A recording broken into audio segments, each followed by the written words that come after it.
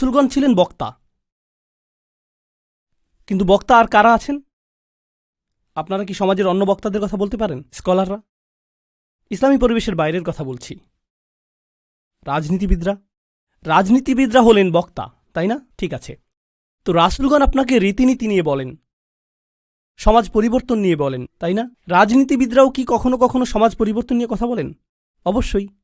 কিন্তু যখন রাজনীতিবিদরা সমাজ পরিবর্তনের কথা বলে, আমরা দেশের উন্নতি করতে চাই, আমরা জাতির উন্নতি করতে চাই, আমরা এটাকে শক্তিশালী করতে চাই, ইত্যাদি ইত্যাদি ইত্যাদি, তারপর আপনি যখন তাদের ব্যক্তিগত জীবন পর্যবেক্ষণ করেন, আপনি কি পান? আপনি পান দুর্নীতি। তো তাদের কথাগুলো অনেক উঁচু মানের, কিন্তু তাদের চরিত্র অনেক নিচু।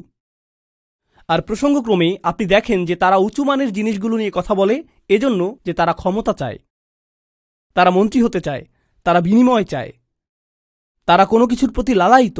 যখন নবীরা কথা বলেন, তারা কি চান? তারা শুধু চান ন্যায় বিচার, তারা শুধু চান সত্য, আপনার কাছ থেকে কোনো বিনিময় চান না। আর উপরন্তু আপনি যদি নবীদের ব্যক্তিগত জীবনের দিকে লক্ষ্য করেন, তারা সর্বদাই সঠিক পথের প্রতি অঙ্গীকারবদ্ধ ছিলেন। ওয়াহুম মুহতাদুন। তো বাণীটি নিখুঁত এবং বাণীবাহকও নির্ভেজাল। এই ধারণাটি কি আগেও শেখানো হয়েছিল? হ্যাঁ। ইন্নাকা লামিনাল মুরসালিন আলা সিরাতিম মুস্তাকিম। আরেকবার পুনরালোচনা। কোরআন এরকমটাই করে, আয়াতগুলো পরস্পর সম্পর্কযুক্ত।